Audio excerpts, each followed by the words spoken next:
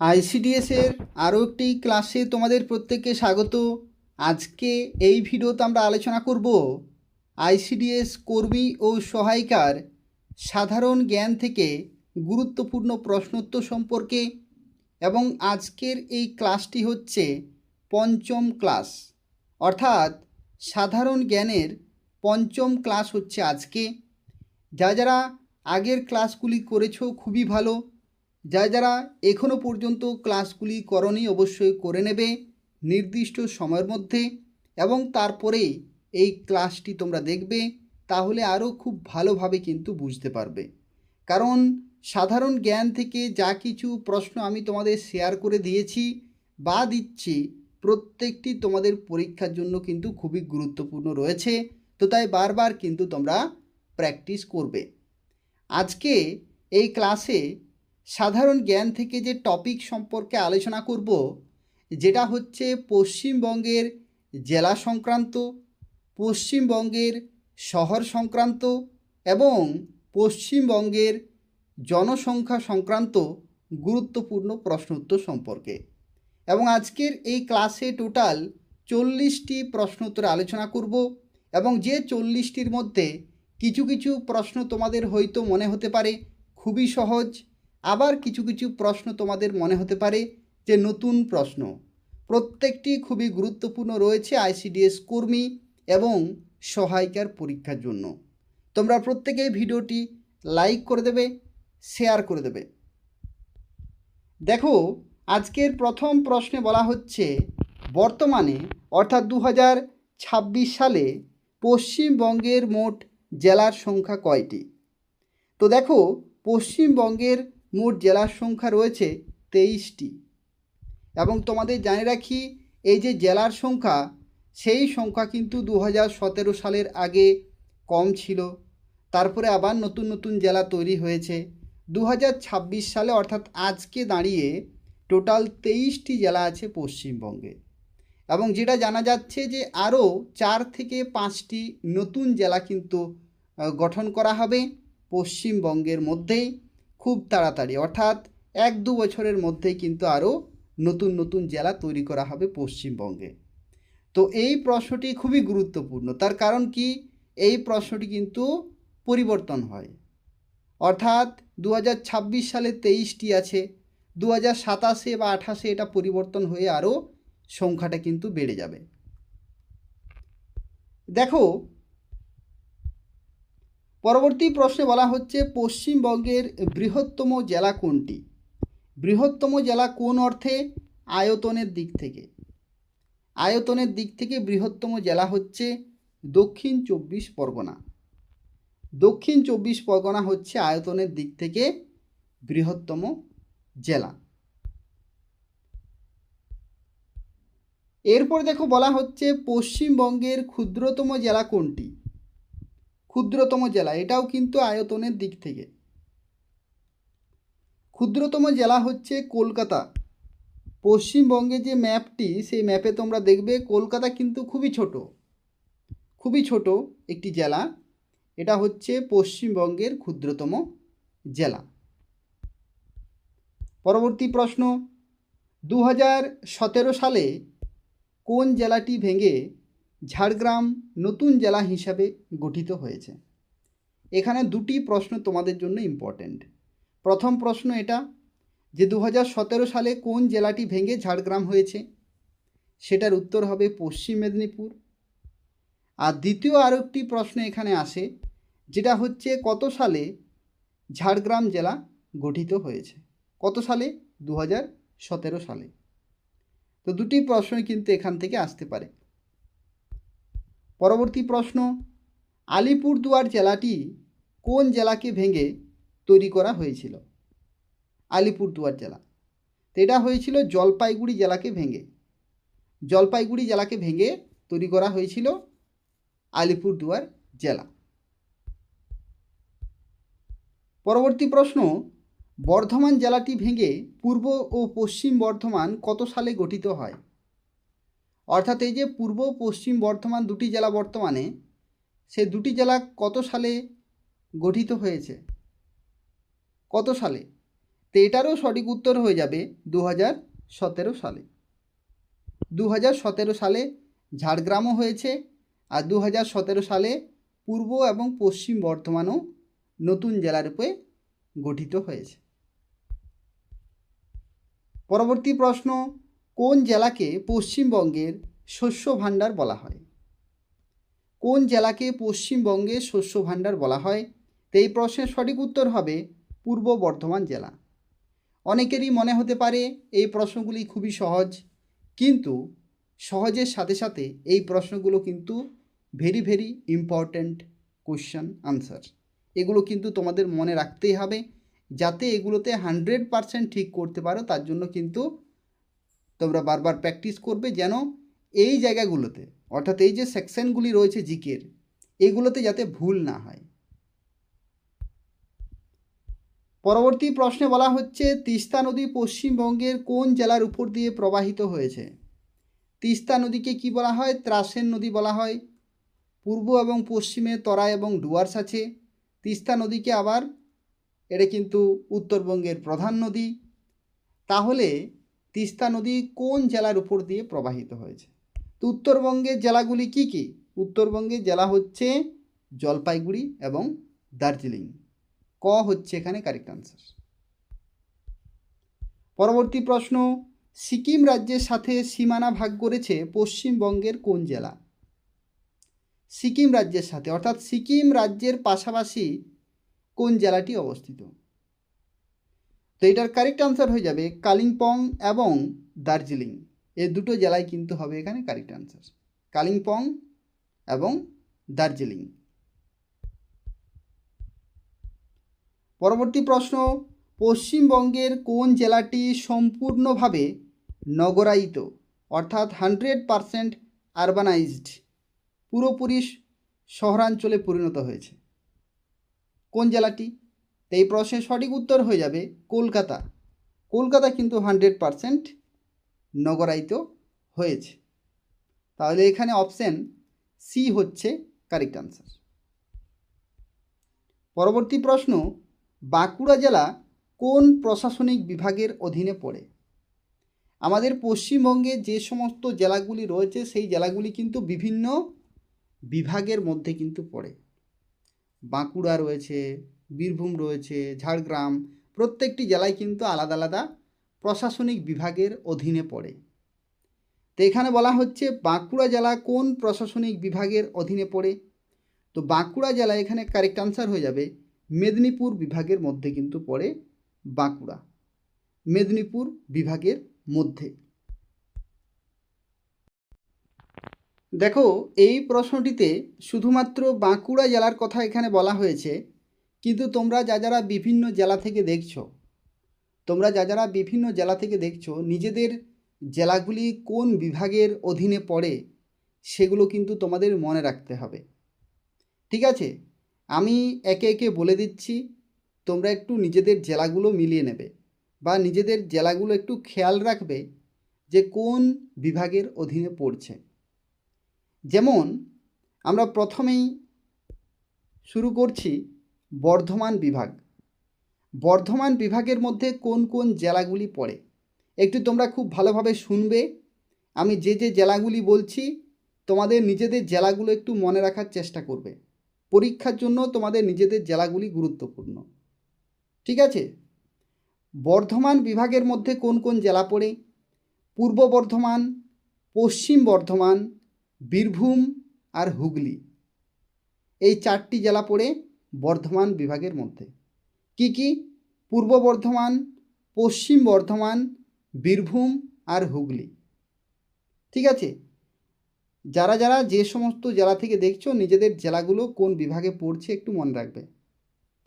এরপরে আমরা শুরু করছি মেদিনীপুর বিভাগ। মেদিনীপুর বিভাগের মধ্যে কোন কোন জেলাগুলি পড়ে? পশ্চিম মেদিনীপুর, পূর্ব মেদিনীপুর, পুরুলিয়া, বাঁকুড়া, ঝাড়গ্রাম। অর্থাৎ মোট কথা কি, মেদিনীপুর বিভাগে কি কি পড়ল? মেদিনীপুর, অর্থাৎ মেদিনীপুরের তিনটি জেলা। কি কি? পূর্ব মেদিনীপুর, পশ্চিম মেদিনীপুর আর ঝাড়গ্রাম, যেটা নতুন ঝাড়গ্রাম তৈরি হয়েছে। তাহলে তিনটি জেলা হলো তার সাথে পুরুলিয়া এবং বাঁকুড়া, এগুলো হচ্ছে মেদিনীপুর বিভাগের মধ্যে পড়ছে। আচ্ছা, মালদা বিভাগের মধ্যে কোন কোন জেলা পড়ছে? মালদা বিভাগের মধ্যে পড়ছে উত্তর দিনাজপুর, দক্ষিণ দিনাজপুর, মালদা, মুর্শিদাবাদ, চারটা। উত্তর দিনাজপুর, দক্ষিণ দিনাজপুর, মালদা, মুর্শিদাবাদ, ঠিক আছে। আর জলপাইগুড়ি বিভাগের মধ্যে কি কি পড়ছে? জলপাইগুড়ি বিভাগের মধ্যে পড়ছে উত্তরবঙ্গের জেলাগুলি, যেমন কালিম্পং, দার্জিলিং, জলপাইগুড়ি, আলিপুরদুয়ার, কোচবিহার। উত্তরবঙ্গের জেলাগুলি কি কি জেলা আছে? 5টা জেলা আছে, কালিম্পং, দার্জিলিং, জলপাইগুড়ি, কোচবিহার, আলিপুরদুয়ার। এটা খুব সহজে তোমরা মনে রাখতে পারবে। আরেকটা বিভাগ আছে যেটা হচ্ছে প্রেসিডেন্সি বিভাগ। এই প্রেসিডেন্সি বিভাগের মধ্যে বাকি জেলাগুলি পড়ে। বাকি কি কি জেলা আছে বলো তো? কলকাতার আশেপাশে যেমন কলকাতা আছে, হাওড়া আছে, উত্তর 24 পরগনা, দক্ষিণ 24 পরগনা আর নদিয়া জেলা। এই জেলাগুলো হচ্ছে প্রেসিডেন্সি বিভাগের মধ্যে পড়ে। তো তোমরা কোন জেলা থেকে এই ক্লাসটি করছো, নিজেদের জেলার কোন বিভাগে পড়ছে সেগুলো কিন্তু একটু মনে রাখবে, ঠিক আছে। পরবর্তী দেখো, পশ্চিমবঙ্গের কোন জেলায় সবচেয়ে কম বৃষ্টিপাত হয়? এই 4টির মধ্যে সবচেয়ে কম বৃষ্টিপাত হয়, এটা কিন্তু আগের ক্লাসে করেছি। এই টপিকের মধ্যে ওই প্রশ্নটি পড়ে, সেই জন্য এটা আবার রিপিট হয়েছে। পশ্চিমবঙ্গের কোন জেলায় সবচেয়ে কম বৃষ্টিপাত হয়? সেটা হচ্ছে বীরভূম জেলা। বীরভূম জেলা একটি জায়গা আছে ময়ূরেশ্বর, সেই ময়ূরেশ্বর কিন্তু শুষ্কতম স্থান রূপে পরিচিত, শুষ্কতম স্থান, সেই জন্য বীরভূম জেলায় সবচেয়ে কম বৃষ্টিপাত হয়। এখানে কারেক্ট আনসার হয়ে যাবে। পরবর্তী প্রশ্ন, সুন্দরবনের ম্যানগ্রোভ অরণ্য প্রধানত কোন জেলায় অবস্থিত? অর্থাৎ সুন্দরবন অঞ্চল কোন জেলায় অবস্থিত? এটা হবে দক্ষিণ 24 পরগনা। এটা সবাই পারবে, খুব সহজ একটি প্রশ্ন। এরপর আমরা চলে যাচ্ছি পরবর্তী প্রশ্নে। জনসংখ্যার বিচারে পশ্চিমবঙ্গের বৃহত্তম শহর কোনটি? অর্থাৎ সবচেয়ে বেশি জনসংখ্যা কোন শহরে আছে? কোন শহরে বলেছে, এখানে কিন্তু জেলা বলেনি, কোন শহর। তো এখানে কারেক্ট আনসার হয়ে যাবে কলকাতা। পরবর্তী প্রশ্ন, পশ্চিমবঙ্গের কোন শহরকে উত্তর পূর্ব ভারতের প্রবেশদ্বার বলে? উত্তর পূর্ব ভারতের প্রবেশদ্বার, অর্থাৎ উত্তর পূর্ব ভারতে যদি আমরা যেতে যাই তাহলে সেই শহরটি দিয়ে কিন্তু আমাদের যেতেই হবে। এবং এটাকে চিকেন স্নেকও বলা হয়, অর্থাৎ মুরগির গলার মতো দেখতে। তাহলে এটা কারেক্ট আনসার হয়ে যাবে শিলিগুড়ি। শিলিগুড়িকে বলা হয় উত্তর পূর্ব ভারতের প্রবেশদ্বার। পরবর্তী প্রশ্ন, ভারতের ইস্পাত নগরী বা পশ্চিমবঙ্গের প্রধান শিল্প শহর কোনটি?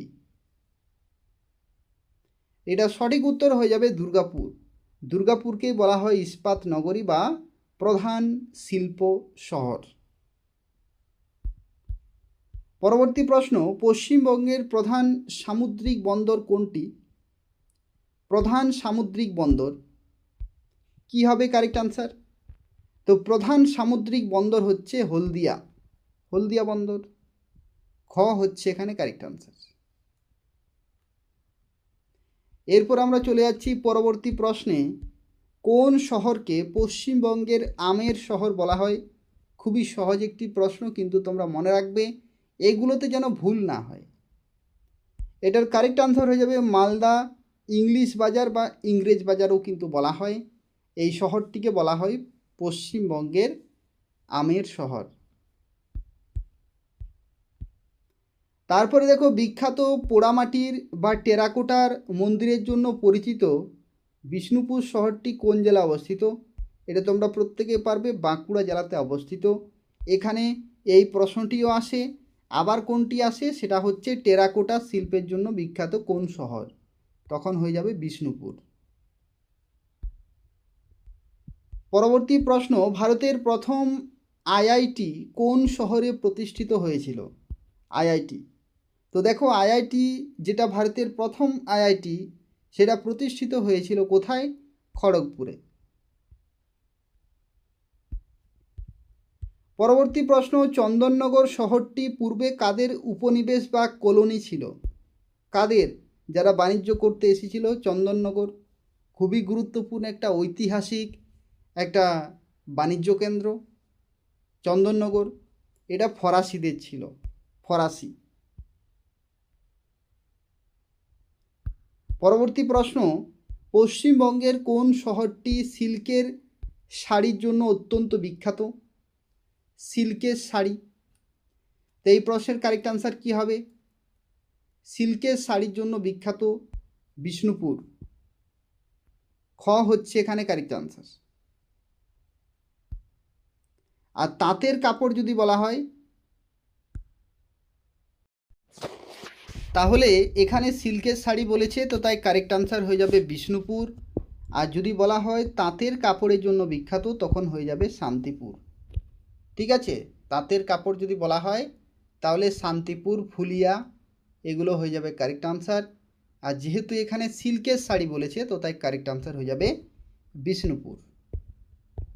পরবর্তী প্রশ্ন, জোড়াসাঁকোর ঠাকুরবাড়ি পশ্চিমবঙ্গের কোন শহরে অবস্থিত? এগুলো ভুল হওয়ার কথা নয়, এটার কারেক্ট আনসার হয়ে যাবে কলকাতা। কলকাতা হবে এখানে কারেক্ট আনসার। এরপর দেখো, পশ্চিমবঙ্গের টেরিটোরিয়াল বা প্রশাসনিক সদর দপ্তর নবান্ন কোন শহরে অবস্থিত? এটা আশা করি প্রত্যেকেই পারবে। এটা কোথায় হবে? এটার কিন্তু কারেক্ট আনসার তোমাদের সঠিকভাবে কিন্তু বলতে হবে। পশ্চিমবঙ্গে যে টেরিটোরিয়াল বা প্রশাসনিক যে সদর দপ্তর সেটা কোথায় অবস্থিত? তো দেখো এই প্রশ্নের সঠিক উত্তর হয়ে যাবে হাওড়া। হাওড়া হবে এখানে কারেক্ট আনসার। পরবর্তী প্রশ্নে বলা হচ্ছে আসানসোল শহরটি প্রধানত কোন খনিজ উত্তোলনের জন্য বিখ্যাত? আসানসোল শহরটি প্রধানত কোন খনিজ উত্তোলনের জন্য বিখ্যাত? এটার সঠিক উত্তর হয়ে যাবে কয়লা। কয়লা হবে এখানে কারেক্ট আনসার। তারপর দেখো পরের প্রশ্নে বলা হচ্ছে কৃষ্ণনগর শহরটি কোন শিল্পের জন্য পৃথিবী বিখ্যাত? খুবই গুরুত্বপূর্ণ একটি প্রশ্ন। তো এই প্রশ্নের সঠিক উত্তর হয়ে যাবে মাটির পুতুল। মাটির পুতুলের জন্য বিখ্যাত কৃষ্ণনগর শহরটি। তারপরে দেখো বলা হচ্ছে 2011 সালের আদমশুমারি অনুযায়ী পশ্চিমবঙ্গের মোট জনসংখ্যা কত? পশ্চিমবঙ্গের মোট জনসংখ্যা কত? এটার সঠিক উত্তর হয়ে যাবে প্রায় 9.13 কোটি। প্রায় 9.13 কোটি। পরের প্রশ্ন, 2011 সালের তথ্য অনুযায়ী পশ্চিমবঙ্গের কোন জেলার জনসংখ্যা সবচেয়ে বেশি? কোন জেলা? কোন জেলার পপুলেশন সবচেয়ে বেশি? তো এই প্রশ্নের সঠিক উত্তর হয়ে যাবে উত্তর 24 পরগনা জেলা। এরপর দেখো পশ্চিমবঙ্গের কোন জেলার জনসংখ্যার ঘনত্ব সবচেয়ে বেশি? জনসংখ্যার ঘনত্ব কোন জেলাতে বেশি? তো পপুলেশন ডেনসিটি সবচেয়ে বেশি হচ্ছে কলকাতাতে। কলকাতা হবে এখানে কারেক্ট আনসার। তারপর দেখো 2011 সালের আদমশুমারি অনুযায়ী পশ্চিমবঙ্গের কোন জেলার জনসংখ্যা সবচেয়ে কম? কোন জেলার জনসংখ্যা সবচেয়ে কম? তো এই প্রশ্নের সঠিক উত্তর হয়ে যাবে কালিম্পং।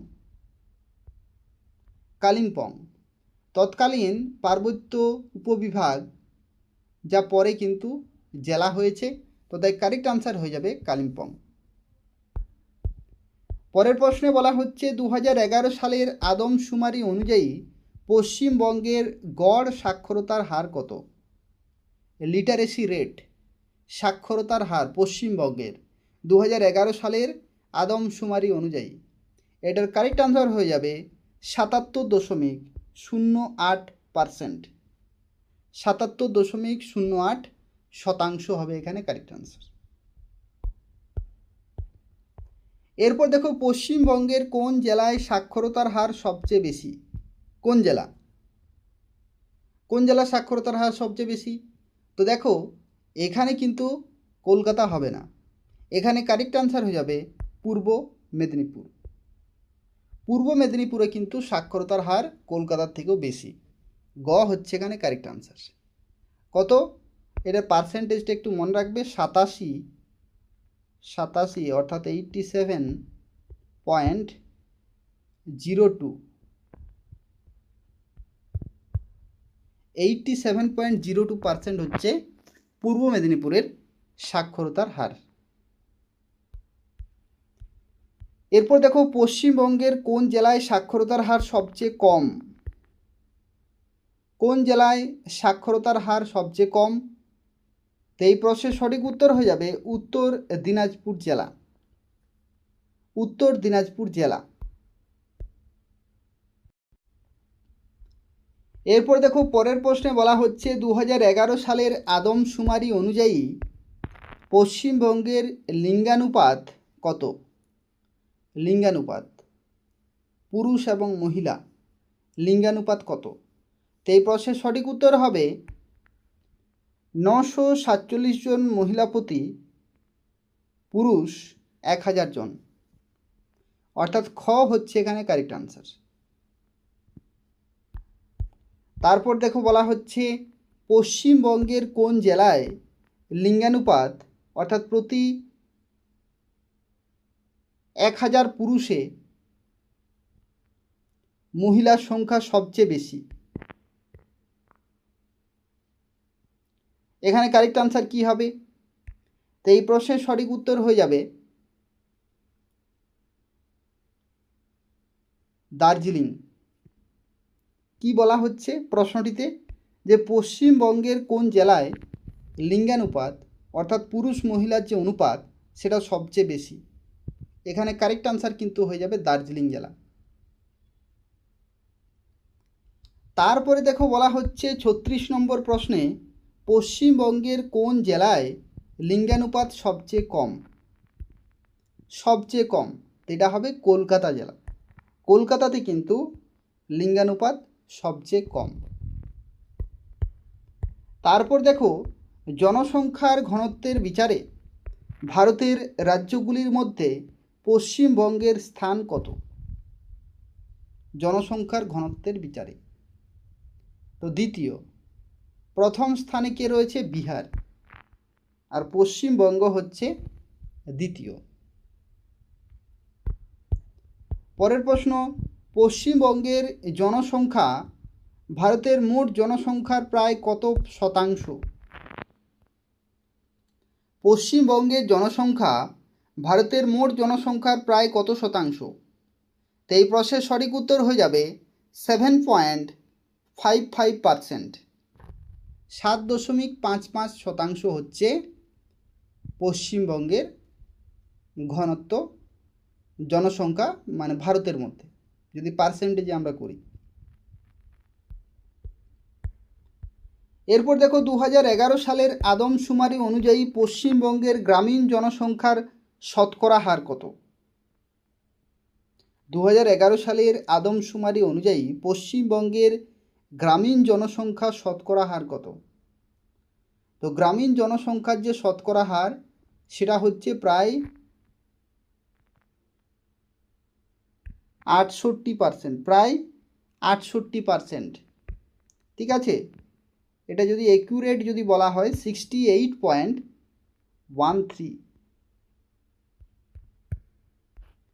68.13 অর্থাৎ প্রায় 68%।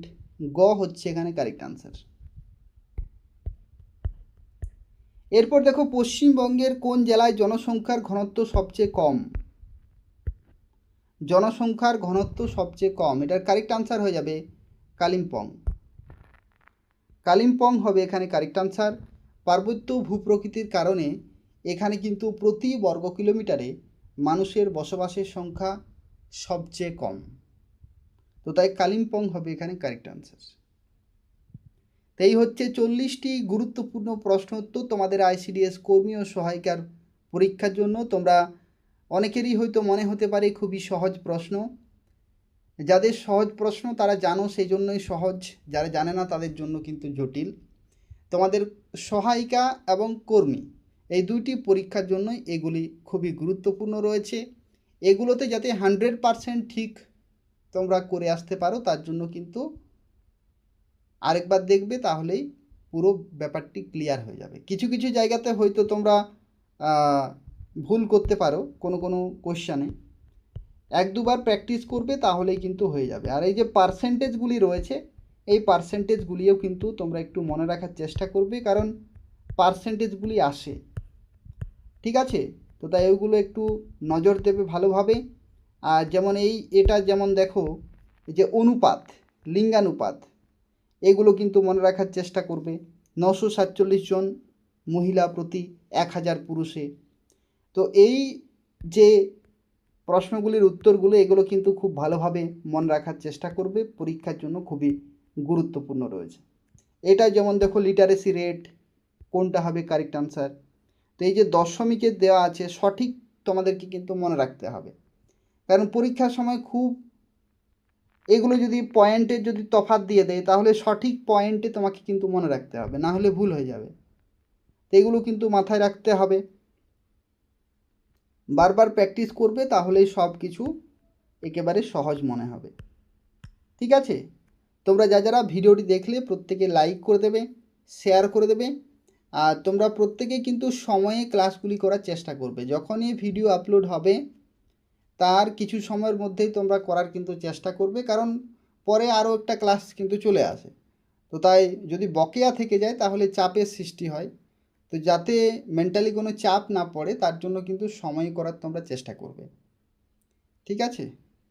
প্রত্যেকেই লাইক করে দেবে, শেয়ার করে দেবে। ধন্যবাদ।